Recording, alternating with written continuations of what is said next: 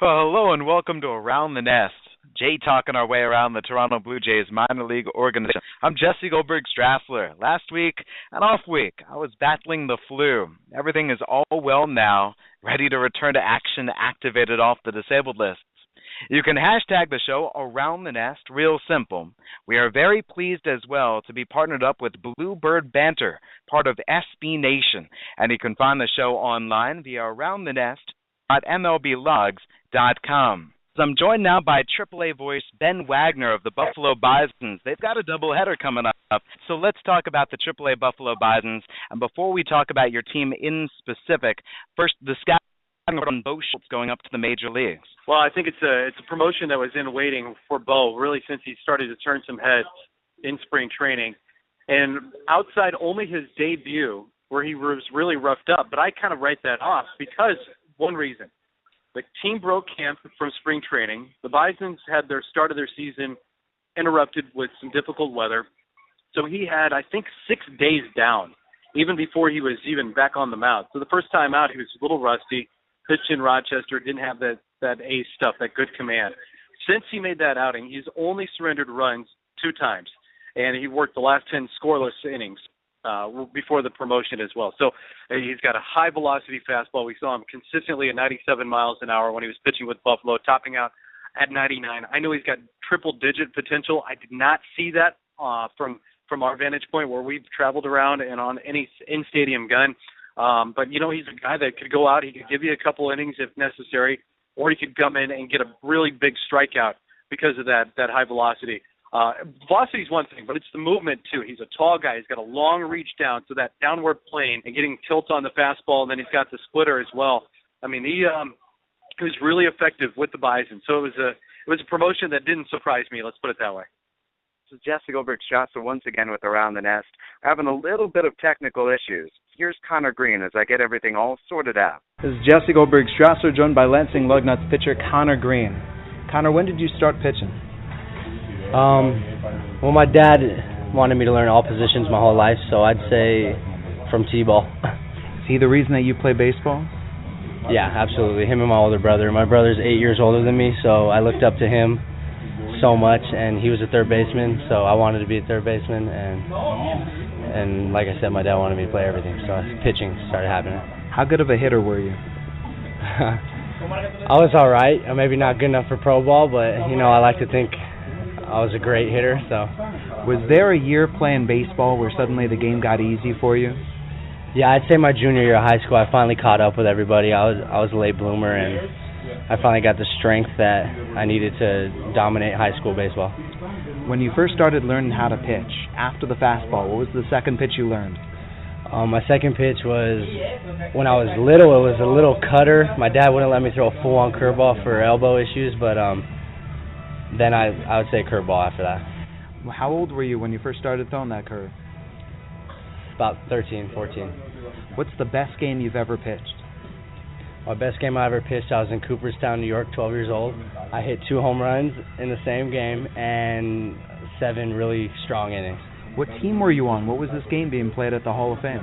We were the LA Stampede, and we did not make it to the finals, but we had a great run, and it was an awesome team with many minor league ball players now. Yeah, let me ask you, who are the best guys you've ever played with? My buddy Lucas Giolito, he's a great big pitcher for the Nationals, and he's going to do great things. And play with Max Fried, he used to play for the Padres, now I think he's with the Atlanta Braves. And Alonzo, my buddy, and Tyler Skaggs, he's on the Angels. How far back did you know Alonzo, both of you guys out of Santa Monica? I've always, like I said, I have my older brother. He's around Alonzo's age, so I'd say he was around our house. Must have been 14, 15 years old, and then I really started to know him when I became a freshman in high school, and he was a senior, and kind of took me under his wing, knowing that I was a lanky pitcher like himself. How does it feel to be standing on the mound, ball in your hand, everyone's eyes on you? It's a great feeling, especially when the game's on the line and a lot of pressure's on. I love being the guy to go to and being successful. Was there a coach, or maybe your dad, who gave you some really good coaching advice that has still stuck with you all these years? Well, my dad just always taught me to keep my head up, and let things roll off your back, because the game of baseball is really tough, and just bad things always happen. You can't be 100% always. So probably my father just instilling in me to just, you can control what you can control. Speaking with Lugnuts pitcher Connor Green, beyond your stuff on the mound, what I enjoy watching is when a guy gets to first base and you've got your snap pickoff move. When did you develop it? I have to give that to my LA Stampede coach. We were 8 years old, and he had pickoff practice, and at the time I hated it. But he got my footwork right, and he got my pickoff very quick at a young age. Is that something you have to warn a first baseman about before you ever start playing? Say, hey, it's coming. Yeah. McBroom, my first time he ever caught me at first base, I hit him right in the wrist because I just came over so quick. So yeah, I gotta warn him. Rowdy knows now. I mean, they all know now, but if it's a new guy, I gotta tell him. What was your draft day experience like? We had a lockdown at school, and I was in the auditorium, and everyone was all sad and mad because it was our graduation day, and we had a lockdown.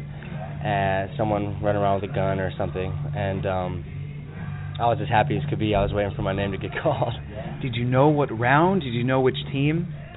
I had talked to a few teams, and I knew I was going around the 10th round, and I was very excited to hear them pick me in the 7th. Toronto Blue Jays pick you. Who gave you a call? Jim Lentine, my scout, and he's a good friend, good family friend, and he called me and said, "Hey, buddy, you wanna play for the Blue Jays?" And I really didn't waste any time, and I just said, "Yes, sir, please, sign me up." So there was no decision, I'm going to go to the College of Southern Nevada. No, this is pro ball for you. Yeah, I wouldn't call myself a student. I would call myself a ball player, and professional baseball is exactly what I wanted to get into. Did anybody give you really good advice about getting into the minor leagues and what the minor league experience was going to be like? I didn't have too many people tell me. I heard about bus rides and I heard about the grind, but I didn't really have a good idea until I got here. What's the significance of your tattoos? A few of them are dedicated to my mom, most of them actually, and then one of them is just a good quote to keep us going. Like, it represents the grind of the minor leagues. How did you get into modeling? When I was little, my mommy, she was like, well, we got to make money somehow. So she threw, I was like a little cute baby, and so she threw me into the modeling as a kid, did a few things for Tommy Hilfiger, and then when I was about 17, 18, I was like, maybe I can try getting back into it. So my agent, Jeff Ballard, he's an awesome guy. He helped me out get kind of back into the industry. Jeff Ballard, not the former pitcher. No, sir. Jeff Ballard, Charlie Sheen's publicist, and my agent, a few other people. And how did you get to know Charlie Sheen? My high school coach, Tony Todd, he's a great guy. I wouldn't be here without him, actually. He's like a super scout. He's the reason I got seen, and I was an underlooked guy, and he really helped me out. And he told me, if I get drafted, I'll introduce you to Charlie. So another little motivation, to get to the pros. Like, why not meet Charlie? And I met him, and he's really nice. Where did you meet him? First time I met Charlie, he was supposed to come graduate with my graduating class, but because of lockdown and safety issues, he couldn't come. So after I graduated, I actually got to go to his house. I was reading about all the different people who have come through, and correct me if I'm pronouncing this wrong, Samo High, Santa Monica, just the school, who it's produced, what the city is like. Take me through it, because it seems like it might be a little bit different than, say, Lansing, Michigan, or South Bend, Indiana. Well, Santa Monica is definitely no short of a paradise. A lot of guys, Tony Tarasco, I believe. A lot of actors, Rob Lowe, Charlie, Paula Abdul, Tyler Skaggs, Alonzo, and myself. So it's a good group. Do people who leave there, get big, come back and give back to the community? Absolutely. A lot of Tony came and helped us, our team out. He was coaching our team. Kenny Lofton came and helped coach our team. I don't even think he went to the school, but he just came back and helped. And Tyler came and dropped off like 100 pairs of cleats because he has a Under Armour deal, and it was just amazing, having a big leaguer come and give you shoes. It's just really cool. And finally, speaking with the Lugnuts, Connor Green, of all the people that you've met, who would you like to be next on the list, whether baseball or otherwise? Who would you like to meet? I want to meet Brandon Crawford because he's my favorite baseball player. Did you grow up a Giants fan? I did not grow up a Giants fan, but he's a gamer, and I like his hair a lot. Condor, thank you very much for your time. Yeah, no problem. Thanks, Jesse. I'm Jesse Goldberg-Strasser, and this is Lugnuts Baseball on the team, 92.1 FM. Or at the very least on Around the Nest, Jay talking our way around the Toronto Blue Jays organization. This is Jesse Goldberg-Strasser. Apologies for our technical woes from the internet difficulties from Dayton, Ohio. But you did just hear from Connor Green. He's a right-handed pitcher, 20 years of age, out of Santa Monica, California. And Connor Green will be starting tonight for the 28-20 Lansing Lugnuts. They're on the road playing the first of 4 games against the Dayton Dragons this evening. We'll see if things pick up. David Fine will join me a little bit later on the show, checking in with the Bluebird Banter questions via SB Nation. What are those questions? Are the Lugnuts offense, are they for real? Are they legit? We'll definitely have a look. Meanwhile, for the Buffalo Bisons, AAA broadcaster Ben Wagner, I apologize that things didn't go swimmingly as I got dropped over the course of our conversation with him. But we did hear all about Bo Schultz. And now Vancouver, or rather the Buffalo Bisons, are getting all set for their doubleheader today. They're taking on the Rochester Red Wings at Coca-Cola Field. And there's Devin Travis in the starting lineup, leading off and DHing. Miguel Castro is on the mound. And that will be game 1. The Devin Travis in his very first game at the AAA level. Travis, Dalton Pompey batting second, and Deanna Navarro hitting third on his way back to the major leagues, with Miguel Castro starting game 1 of the twin bill. We'll see how things go between Rochester and New Hampshire. Well, now it's time to work our way down the ladder just a little bit and check in with one of the voices of the AA New Hampshire Fisher Cats. Ben Gelman-Chomsky joins the show. Ben, how are you? Hey, Jesse, I'm doing well. How are you doing today? Doing very well. What are the headlines with New Hampshire? Well, it's been a disappointing homestand that we're just coming off of. Fisher Cats only taking 3 wins out of 7 games. They did have a very exciting win last night, which salvaged the series against the visiting Reading Fighting Phils. So it was good to get that win. Hopefully the Fisher Cats can build on that against the top team in the league, the New Britain Rock Cats. Well, let's talk about how you came up with the win. It begins, I believe, with a 9th-inning home run from Casey Hobson. It did, and, Casey has had his ups and downs this season. At times it's looked like he's been pressing at the plate, hasn't quite had all the stuff that he's needed to put together. He's got a 4-game hitting streak going on right now, and that home run for him was absolutely vital, his only hit of the game, and it came in a huge moment for the Fisher Cats against a pitching staff that had mostly throttled New Hampshire throughout the series. Despite 10 runs allowed yesterday, that was a lot to do with 3 errors committed in the field. So, you're looking at a bunch of runs that weren't necessarily on the pitchers, and the Fisher Cats just coming up with some timely hitting, and Casey starting that off with an absolute laser to right field to start the 9th inning. Another hitter, you got Cole Garner getting himself on, and some timely hitting and another error to finish the game, and that actually benefited the Fisher Cats tremendously. That's wonderful. Speaking of those New Hampshire Fisher Cats hitters, Ian Parmley is not generally noted for his stroke, but after getting promoted from A Advance Dunedin, seems like he's fitting in just fine with the Fisher Cats offense. Yeah, he had a few rough games to begin. He was just 2 of his first 14 at-bats, but since then he's really turned it on, batting .419 over the last 9 games with 13 hits, among them 2 doubles, and his first professional home run. He's been doing a fantastic job almost exclusively from the bottom of the order, and he's gotten hot at the same time that Jorge Flores, who's been atop the order for the Fisher Cats, has also found a consistent rhythm at the plate. So when you've got the number 9 and number 1 hitters working in tandem like that, it produces a lot of excellent run-scoring opportunities. Have the Fisher Cats been able to have some fun on the base paths as well? Well, the base paths have actually been a little bit unkind. We are the team in the Eastern League that has the fewest stolen bases, the fewest attempts, and we've had a number of plays where we've just run into outs. Notably, last night, Jorge Flores caught stealing when he slid in safely at third base and then couldn't quite keep his leg on the bag and was tagged out. That in the bottom half of the first inning. So there have been times when it's been a little haphazard on the base path, for New Hampshire. And it's something that Bobby Meacham and Stubby Clapp will surely be drilling the team on as they go on. Mickey Morandini has been around the team, as has Tim Raines. And those are two guys who know a little something about good base running. Yes, they do. Well, via Bluebird Banter, one of the questions that was sent in was about the Fisher Cats starting pitchers and the pitchers in general. Beyond Matt Boyd, it seems like the rest of the staff has had some troubles. Are there better times to come? I think there are. You know, you look at guys like Casey Lawrence, who suffered through a couple of really rough starts at home over his last couple of outings. He's on the mound tonight for us against the New Britain Rockcats. Taylor Cole, last year's minor league leader in strikeouts, he's been fantastic in spurts, and then there have been the games where things just haven't come together for him. John Anderson, when everything's working for him, he is absolutely magnificent.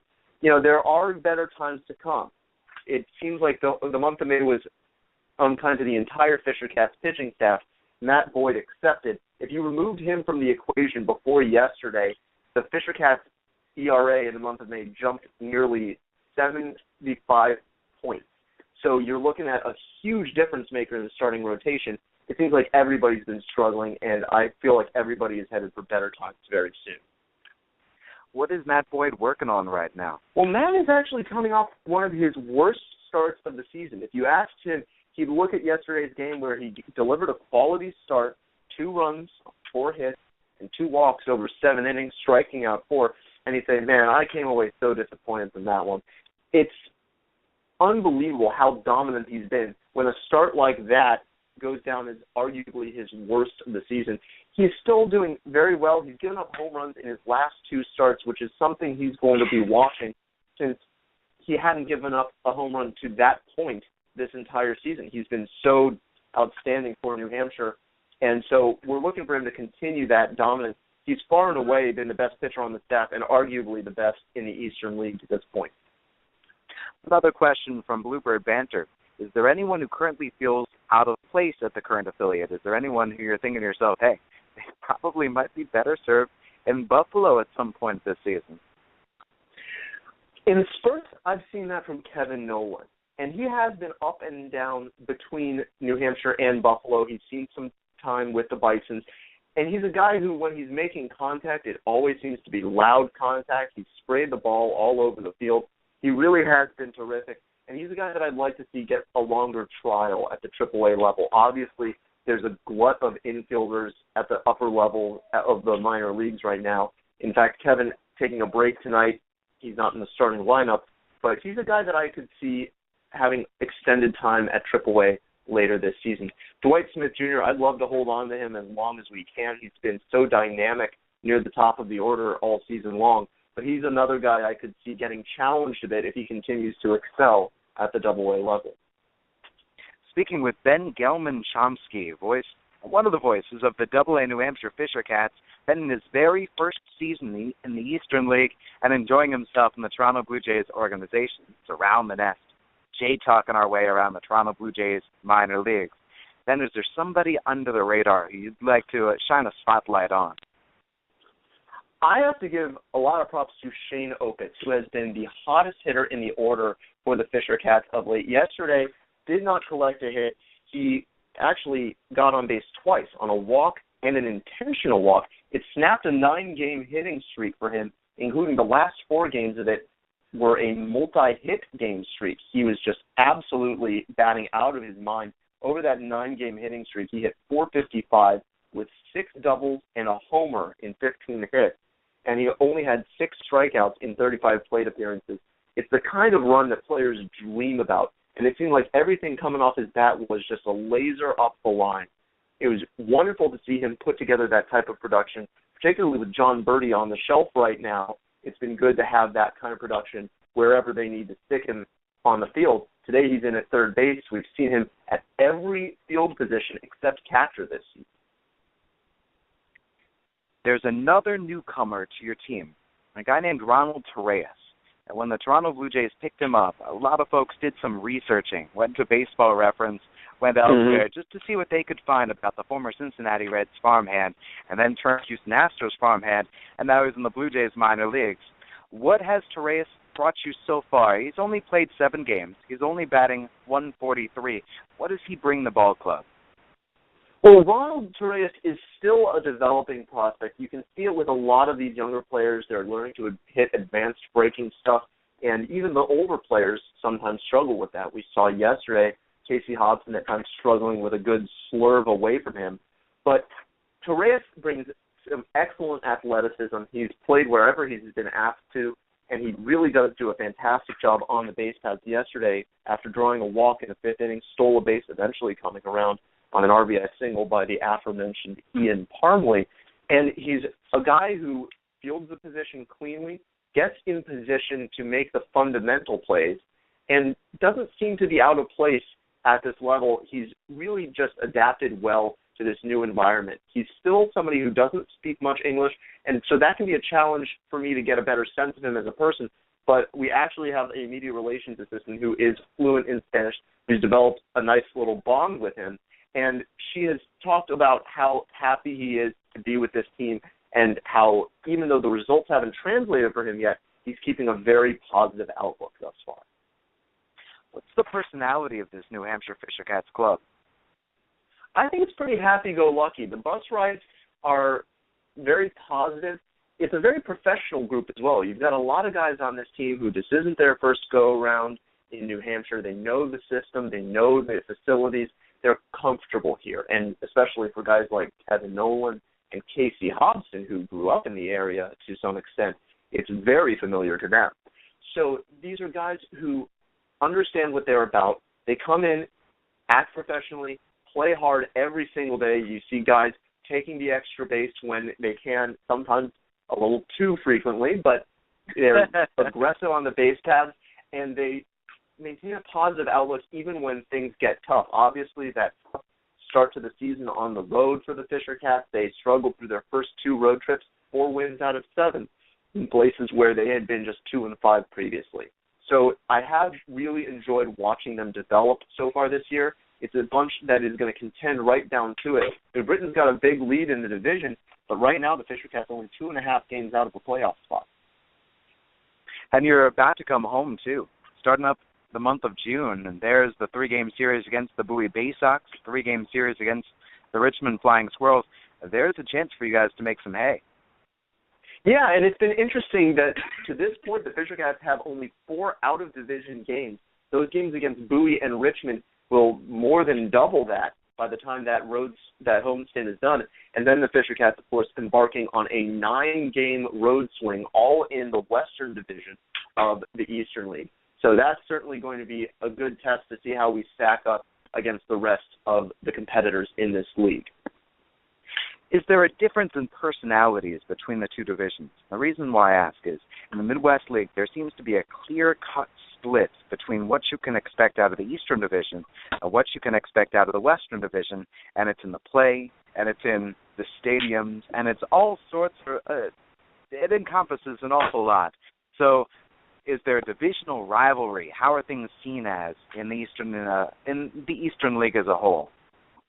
I haven't really gotten that much familiarity with it, if I'm being perfectly blunt about it. I will say that the Altoona Curve came in, and they were the epitome of a professional team at this level. They really just went about their business with such hard effort every single day. It was really a joy to watch them play, and I was glad to see the Fisher Cats earn a series split against them, 2-2. Of course, one of those games you won't be surprised to hear pitched by Matt Boyd, who delivered an excellent start at that one. And the Fisher Cats, got a good taste of what the Eastern League's Western Division has to offer. Now, that's a division that is a little bit tighter. Altoona right now only 3 games up on Bowie and only 5 on Richmond. So it's tighter at the top, where here New Britain's got a 5-game lead on the rest of the division. But hopefully tonight we can start cutting into that a little bit as the Fisher Cats send Casey Lawrence to the hill. A question of the week for Around the Nest. Looking at social media night tonight for the Buffalo Bisons and all that they're going to do with that. And the Toronto Blue Jays have had their own iterations. So for you, how have you seen social media affect, whether it's your broadcast, baseball in general? I guess it's an awful big question, but it is. How has social media affected everything and affected the landscape? Well, I've tried to make it a big part of my day, whether it's my own personal account or the Fisher Cats account, which I help to administer. I try to put some content out there for fans to connect with, whether it's an Instagram post of a player taking batting practice or just a good shot in the field. Maybe it's a Twitter question for our fans, or even during the game giving score updates. I try to generate as much content as I can to keep fans engaged and make it a richer experience for them at home or at the stadium, depending on where they are. Is there something that you've seen has really generated a very nice positive feedback? I think any time you can do something that highlights the family fun environment that we have at Northeast Delta Dental Stadium, it has generated a ton of feedback, almost all of it positive. People just coming out and saying how much they've had fun, even after I'm putting up a post of just a couple kids at the ballpark having a good time. You'll find families come out of the woodwork say, our experience was just as good as this. We can't wait to come back. And we're so lucky to have such a wonderful fan base in Manchester and the surrounding area that connects with us and comes out to our games. And you'll be back home shortly. There's that homestand going from June all the way to June 7th. That June 2nd, by the way, Tuesday, June the 2nd, I've noticed that is a Halloween celebration at the ballpark. Yeah. I'm eager to see how you're going to dress up, Ben. I'm working on it. The idea I put out there yesterday was dressing up as Simon Pegg's character, Shaun, from Shaun of the Dead, which would require me getting my hands on a cricket bat and some red food dye, but we'll see how that goes. Awesome. Well, Ben Gelman-Chomsky, thank you very much for all the latest from the AA Eastern League and your New Hampshire Fisher Cats. Thank you, Jesse. It's been a pleasure, and thanks to all the fans of Around the Nest for tuning in. From Ben Gelman-Chomsky in AA, now let's go down the ladder. A advanced, join Marshall Kellner, voice of the Dunedin Blue Jays. Marshall, how are you? I'm great, Jesse. How are you doing? Doing well. Let's begin with Jeff Hoffman. We were going to talk about him last week because he had his first professional start. Now he's got 2 starts under his belt. Let's ignore the stats. Focus upon how is it simply watching him pitch. Well, Jesse, he's got electric stuff. His fastball has consistently been in the mid to upper 90s, hitting as high as 99 miles an hour, first of all. He has a tremendous curveball. Tight rotation, hard curveball. He can throw it for strikes. He's already gotten numerous strikeouts looking on it. He can also throw it down in the strike zone and out of the strike zone and get swings and misses. And he's got a changeup that's developing. That's a 90-mile-an-hour changeup. And for most guys, you would say, well, that's not much of a difference between that and your fastball. But when you throw in the upper 90s, and guys, guys have to sit on the fastball. They have to respect that, and at times they'll cheat on the fastball. And he's gotten a lot of guys out early with that changeup. Now, he has left the ball up at times, and he's had, in each of his first 2 starts, it's been 2 big innings that have doomed Jeff Hoffman. In his last start here in Jupiter, where we are right now, he struck out 3 in a row, and the first 2 of the 3rd inning, and then gave up 5 straight singles, none of which were hit very hard. Actually, his hardest 2 balls that he gave up in that game were caught by the center fielder. But he's had a tough time with those big innings. Other than that, he's been very good. And for a guy coming off Tommy John surgery with a ton of expectations, I mean, I've heard some fans say, he should be in the big leagues by August. I think we need to hold back on that a little bit. Maybe that will happen, but let's let this guy develop a little bit and let him come back from a very serious injury that he had and a very serious surgery and rehab process. So far, he looks very strong. The velocity is there, and the mound presence is there as well. He's a very successful college pitcher, obviously, at East Carolina. It is very easy to let Jeff Hoffman overshadow, let's say, other prospects, and yet there they are. There are some pretty good prospects with your DJs. Let's focus on Jairo Labourt, who put in another fine outing. What was working for Jairo? Well, for him, I think you know, when he's in the zone, he's got nasty stuff. But he's 21 years old. He's still clearly learning how to pitch. I would classify him as more of a thrower right now than a pitcher or a control artist, anything like that. But when he works very quickly, especially when he's throwing strikes. And man, last night he got into a groove where he struck out 5 of 7 to close his outing, and it was just you know, the fastball was jumping. He was elevating it in the strike zone and getting swings and misses, and he was 0-1, 0-2 on everybody when he got going. The problem was he had spurts where he would throw 4 wildly out of the zone and walk somebody. He threw one about 5 feet over the head of Jorge Sáez, the catcher, to the backstop. So it's just those things that, you know, not even consistency from start to start anymore, but more consistency within a start. And the good thing is he's starting to go deeper. 5 innings, his last 3 outings now. Blue Jays have not won any of those outings, but not due to the fact that he's not pitching well. 8 strikeouts last night, tying a season high, 1 shy of a career high. This guy has a chance to be very, very good. But as I said, 21 years old, it's going to take some time. Who are other prospects with Dunedin you'd rather not get simply overlooked now that Jeff Hoffman joins the ball club, who are still really exciting guys to pay attention to? Well, we've talked about Roman Fields, it seems like, every week, but he's really turned a corner in May. I interviewed him yesterday, and that should be up shortly on DunedinBlueJays.com if you didn't get a chance to catch it. But I think one thing that really struck me was I asked him what he did during the off season, because he was signed last August. It had to be a whirlwind for him, coming from NAIA into pro ball. He was said at his NAIA games there were literally about 10 people in the stands. And then he went from that to Vancouver, which sells out all the time, thousands of people there. And he loved it. But he said for the first time ever, he hit in the off season. He'd never really done that before at NAIA. He said he didn't have a chance to do that when he got home to Seattle, where he's from. But he said, you know, this is my job now. I have to take it seriously. And he is. And you can just tell the improvements he's made just over the course of the first couple of months here of the season hitting.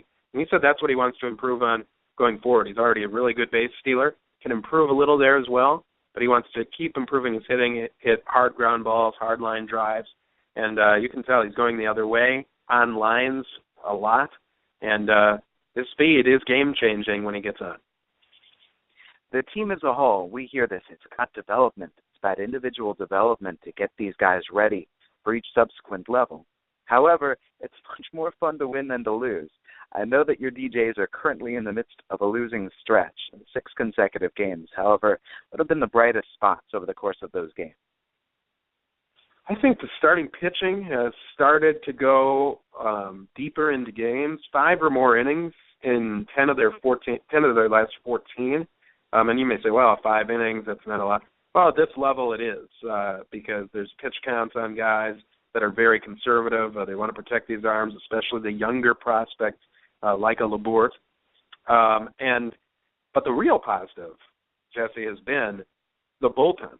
The bullpen has been outstanding all year long. We have sent a number of guys to Double-A New Hampshire already. Will Browning, who I think I mentioned a couple of weeks ago, was absolutely unhittable as a closer here, gave up 1 run over the course of about 15 innings, and he deservedly got promoted. Jimmy Cordero hit 103 on the gun in Lakeland a couple of weeks ago. He just got promoted.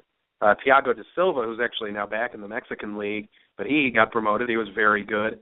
And there's others who could be well on their way. Chad Girardo, back here for a second straight year, the lefty sidearmer, kind of slings it in there, not fully sidearm, but drops down. He's been extremely effective for a second consecutive year in Dunedin. Alberto Tirado might have the best fastball on this staff.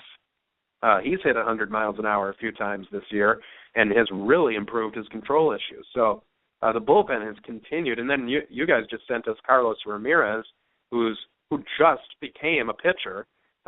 He's an outfielder by trade. And some of those guys who they convert from position players to pitchers at least have some sort of pitching experience, be it in high school or college. He had never pitched before, and he's thrown in the mid to upper 90s.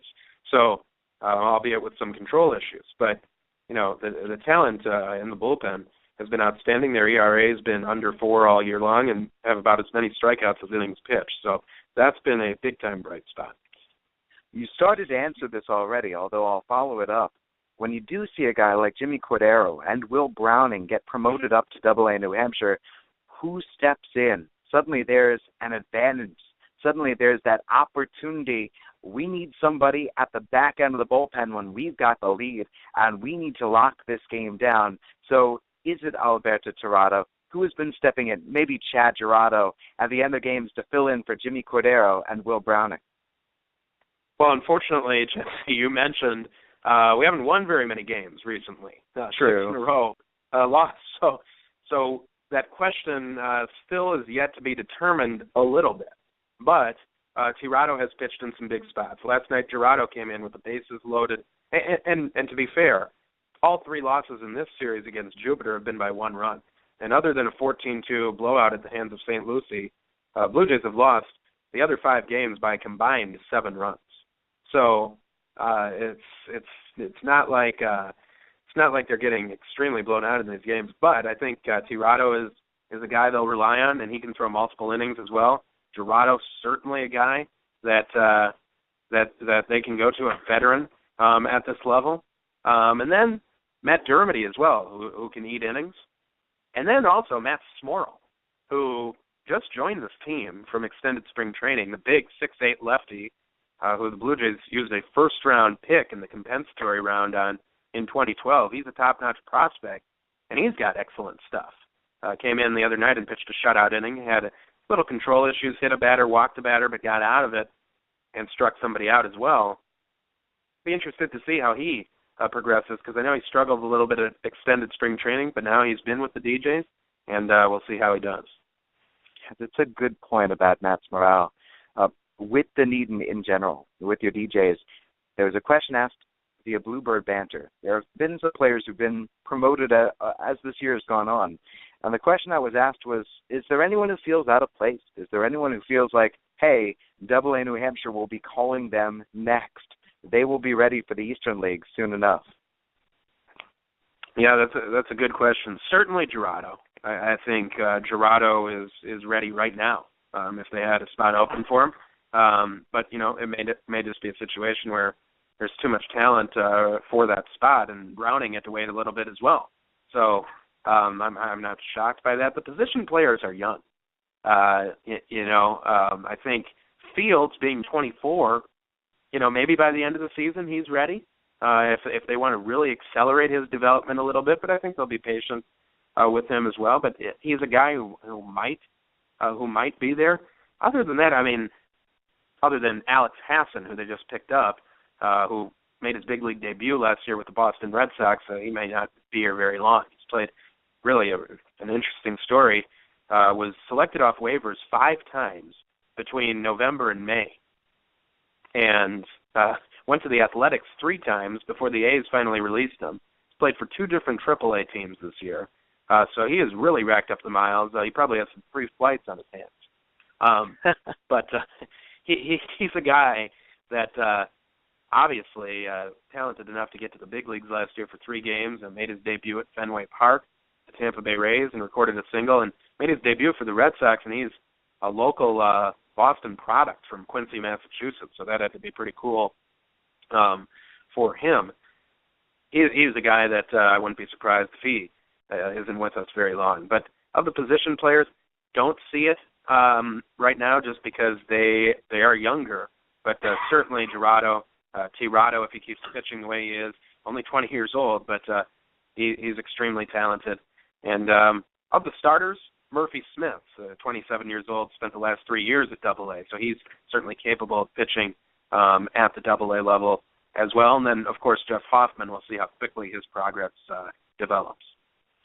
Our question of the week this week, surrounding the Buffalo Bisons social media night, simply about social media and baseball. So how have you used it? How has it affected you? And have you seen it positively engage fans? Yeah, I have. I think in general, I'm not a huge fan of Twitter, but let me I try to be a positive guy, so let me say how I think it's positive first. I think it has engaged fans with the athletes and with teams more than ever before. I think, they if they want a question answered and we have the ability to answer it and are allowed to answer it, that we can do so. I think it's tough for me because I fly solo during these games, so can't do a ton of updating during the games. I try to do so as best I can. When I'm on the road, I do it myself. When we're at home, we have somebody else in our organization take care of that. So that's nice, and the Twitter can be a little more useful in that case. But I think just brings fans and players closer, especially in the minor leagues. Players are going to be a little more likely to respond to fans, interact with fans, and that's always good, when they can feel like they're really a part of what's going on. I think the negative side of it sometimes is, and it's frustrating to explain this to people, is we can't answer everything just because, say the Blue Jays haven't publicized what an injury or why somebody's on the DL, especially in the minor league. They often don't. We can't necessarily say why a guy is on the DL if the organization doesn't want us to. And that's just unfortunate. We can't answer every question from fans, but we do the best we can. I think most fans I interact with are fine. It's some people on Twitter that, are in their basements and think they're experts on things or just make personal attacks on people. You see a lot of negativity out there on Twitter as well. So that kind of rubs me the wrong way. But I do think it can be a positive force when used properly. Well, let me turn around your friend a little bit, and let's talk about, just to wrap things up with Marshall Kellner and Dunedin, Princesses and Pirates Night coming up tomorrow. That's a new one, I guess, for them. They have not done that before. Should be very interesting. Should see some interesting costumes. We saw that a little while ago on Superhero Night, which was fun as well. Excuse me, but I'm interested to see what we will see at the ballpark tomorrow night as we open a series against the Tampa Yankees. But after tonight's game, it'll be about a 4.5 hour bus ride, which I'm sure you are not going to feel sorry for me for, because you have much longer bus rides than that. So this is about our longest one coming back from Jupiter.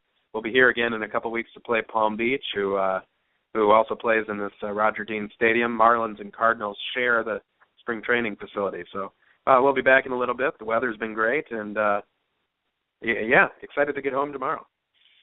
Sounds good. Well, Marshall Kellner, voice of the Dunedin Blue Jays, and if you call tomorrow's game with an eye patch, I want to see pictures. The judgment of the balls is going to be very off tomorrow, so don't get mad. A little bit. Yeah. No, not a bit.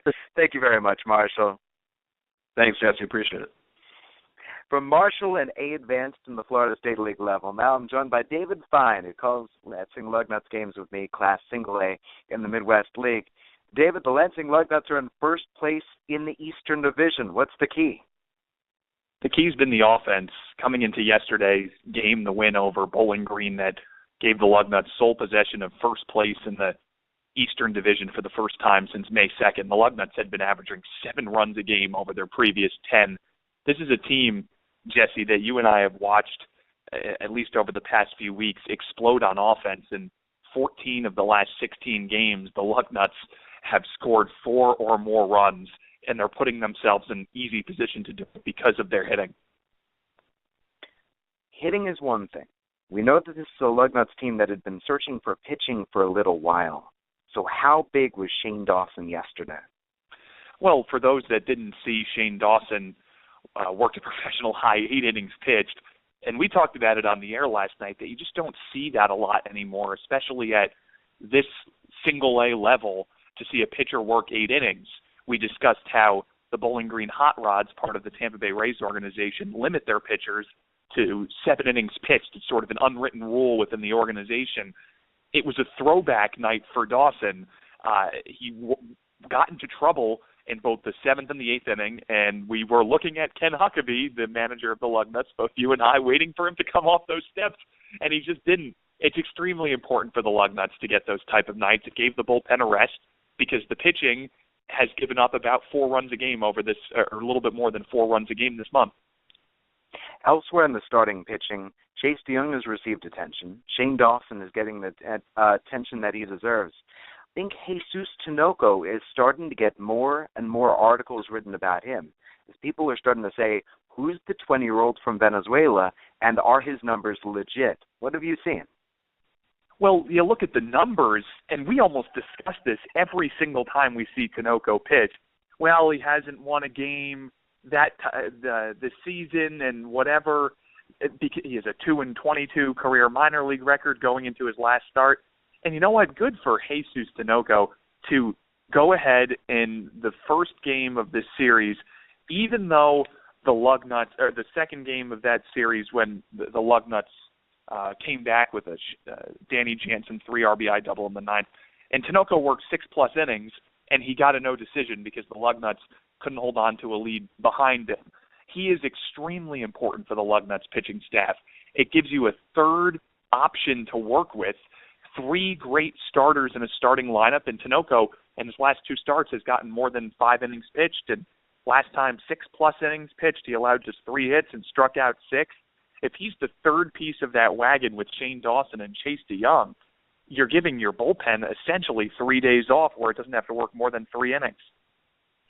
You can make the case that the Lansing Lugnuts' top pitching prospect is a guy that you have not named yet, second-round draft pick from last year, Sean Reed-Foley. And Reed-Foley also put forth a career high in innings, pitched 5 innings. What's been his key, and what have you seen from Reed-Foley recently? Well, the strikeouts. To go for Reed-Foley, the last time he started, he gave up the following line until he got out: single, double, RBI, single, 2 wild pitches, walk, fly out. And then he struck out after that 7 more batters to tie a professional high.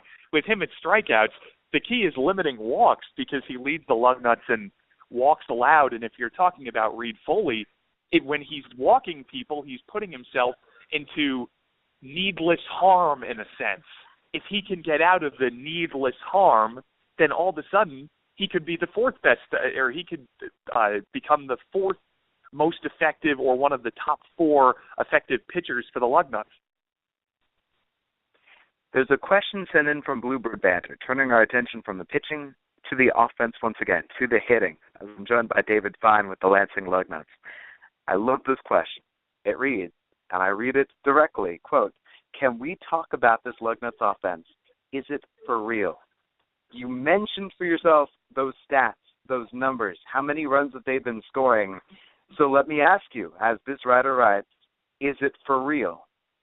Yes, it is for now, because Anthony Alford has been arguably the best player in the Midwest League this season since he joined the Lugnuts off the disabled list, where he's been on base in 31 straight games. That's your leadoff hitter. Your second hitter has 31 RBIs and is in the top 6 of the league in RBIs. That's Richard Urania. Rowdy Tellez, the third batter, is leading the league in RBIs.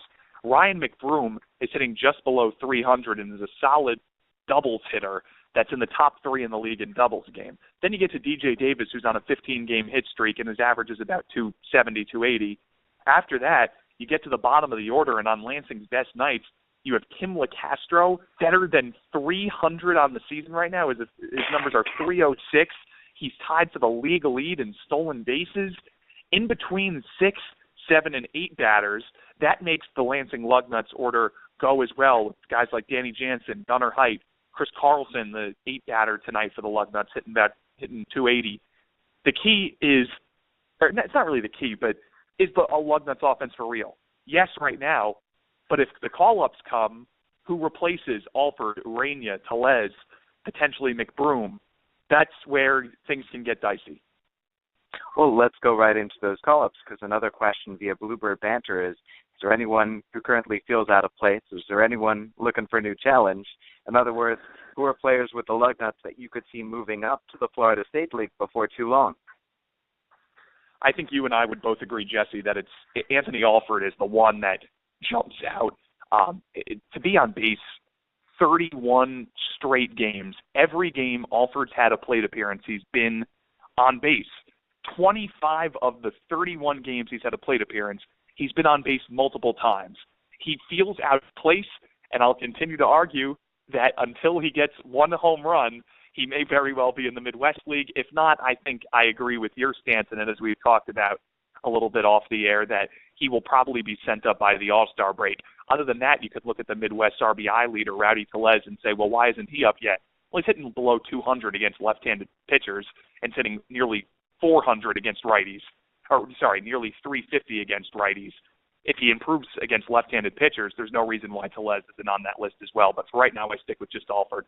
The numbers speak for themselves, and you've mentioned very ably how these Lansing Lugnuts lead the league or are amongst the league leaders in all these different categories. But what I'm interested to hear, because you listened to Lansing Lugnuts games for weeks and weeks before you started to see these players in person. What about seeing them in person can the numbers not wholly indicate? I'll tell you what, when you hear someone's hitting 303, 6 home runs and 39 RBIs, you know that guy is a good player. That's Rowdy Tellez's numbers. When you see him play in person, you can't imagine the mental aspect of what opposing teams going against Rowdy Tellez have to face. To see someone that's 6'5" come up to the plate, who's in the top 5 in the league in home runs and is leading the league in RBIs, man, that's scary for other teams. You can hear about Anthony Alford having a .477 on-base percentage to lead the Midwest League and say, that guy's just sick. But until you get to see him in person and see how batters behind him are thrown fastballs down the middle because you're afraid he's going to steal, you can't measure the impact that those type of guys have. Because you know what? We see it, Jesse, every day, but you can't always convey that in the best possible way of just how many aspects of the game are affected because we're calling the game and focusing on the housekeeping of balls and strikes and runs scored and time and score and whatnot. Our Around the Nest question of the week for David Fine with the Lansing Lugnuts, dealing with social media, because it's social media night for the Buffalo Bisons. David, I believe that you have a little bit of experience with social media, and especially social media night of a sorts with the Syracuse Crunch. Right. So for those that don't know, while I was in school, I was a broadcast assistant for the Syracuse Crunch in the American Hockey League, which is the AHL, the level below the NHL. And so while with the Crunch, 2 seasons ago, the 2013-14 season, the Crunch hosted a social media night. And the impact that night had, besides me getting a free T-shirt out of it, Jesse, that you've seen me wear once on this current Lugnuts road trip, is the Crunch have used that event to springboard other social media nights where it's not only, hey, please follow us on please like us on Facebook, follow us on Twitter, and all the other social media sites, Instagram, but they've brought in different figures over this past season to be their Twitter takeover for the night. So Christy Casciano is a television personality in Syracuse, New York. She was tweeting the entire night from the Syracuse Crunch account. I think that social media has the best effect for teams when they're using members from the community to come in and change and make something unique to change the face of just you're going on Twitter one night and you forget the game is on, but then you see that, hey, the local television personality is tweeting. I'm going to follow that because I think they're very witty. The impact that social media for teams can have using resources around the area, and that's something that the Crunch used with their social media night that night, as well as the 5 or so where they had the Twitter takeovers throughout the season. Extending from the team to you personally, is there something that, whether social media changes, helps, affects you?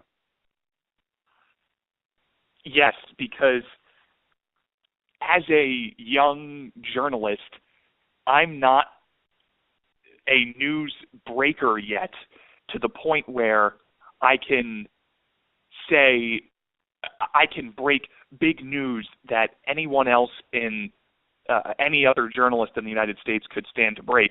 I'm more reacting to it. And I'm not the most active on Twitter, but I'm trying to be. And I'm not the most active on Facebook because I'm often caught up in just enjoying the moment, or even I see some sports news and I don't necessarily react to it on Twitter immediately. What the Lugnuts has given me an opportunity to do is become more of a news breaker for the team, whether it's tweeting stats or player reactions to specific things. I hope that social media plays a grander role as I progress and try to become a play-by-play broadcaster, whether in minor league baseball or any sport. And that just sounded like a job answer if you were interviewing me for a job, Jesse. Thank you for that. No need. He's David Fine with the Lansing Lugnuts. David, thank you. For Marshall Kellner with A Advanced Dunedin, Ben Wagner in AAA Buffalo. Also, you heard from Connor Green, Ben Gelman-Chomsky with AA New Hampshire. I'm Jesse Goldberg-Strassler, and this is Around the Nest. Enjoy the baseball.